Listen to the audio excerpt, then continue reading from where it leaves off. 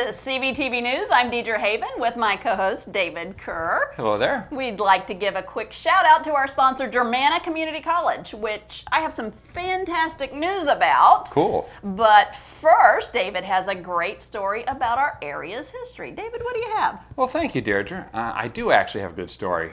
If you haven't realized from our past broadcasts, I love history. Martin Luther King once said, "We are not makers of history, we are made by history." So picture this. The year was 1935. The country was in the midst of the Great Depression. Unemployment was over 25%. Gross domestic product was down by a third. And as many as 1 million people were on the road. Many of them were young men and teenage boys.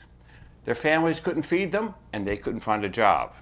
It was an incredibly serious situation and led President Franklin D. Roosevelt's administration to create a highly innovative organization called the Civilian Conservation Corps, otherwise known as the CCC.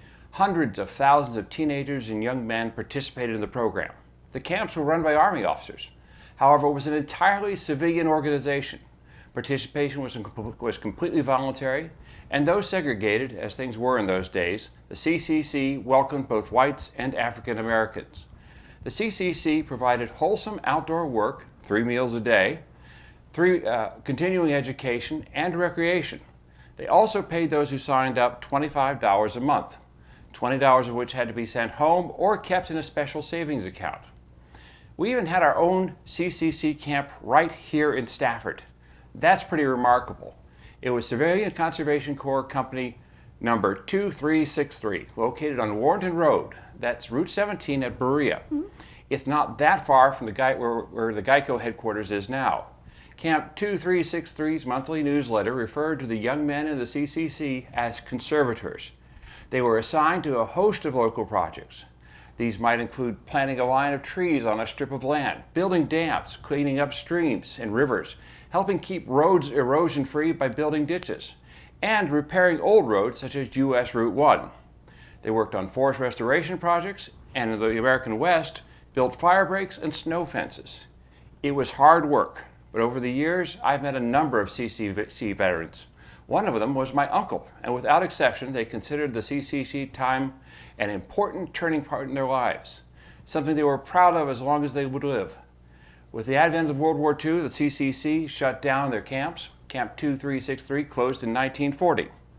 There's hardly a hint, save for a historical marker, that the camp was ever there.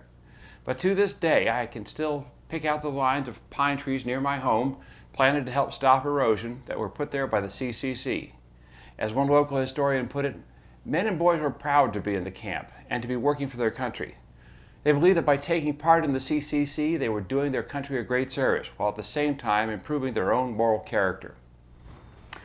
That is a great story, David. So here's another great story in the news I was telling you about earlier.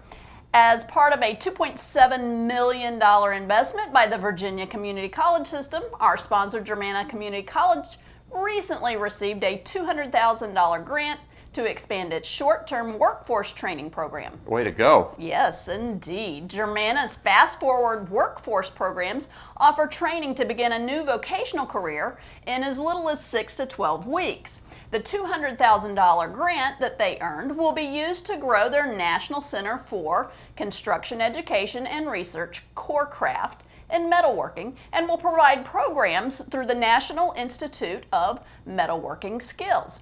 The funding will go a long way to purchase new training equipment, update and develop new curriculum, hire and train new faculty, and market the new programs. Students may earn vocational certifications for maintenance operators, electrical and electrical control systems, basic mechanical skills, and pneumatic or hydraulic systems. There are 3 ways to attend classes. You may do so at the Fred Catt Center in Central Park, the Daniel Technology Center in Culpeper, and online. If you are looking to boost your pay without the expense of a university degree, Germanna also offers vocational credentials in industrial maintenance, plumbing, and HVAC systems, and also welding.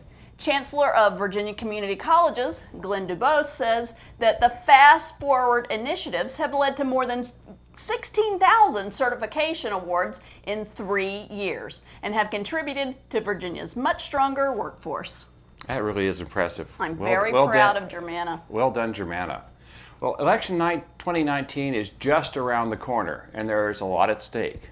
Both the Virginia State Senate and the Virginia House of Delegates are up for election. They're very closely tied between Republicans and Democrats. There are competitive races throughout the area, not just for the General Assembly, but for local boards of supervisors and constitutional officers, like Sheriff, Commissioner of the Revenue, and Treasurer. This means the debates and the campaigning are going to be getting lively. However, that's the way the democracy is supposed to work.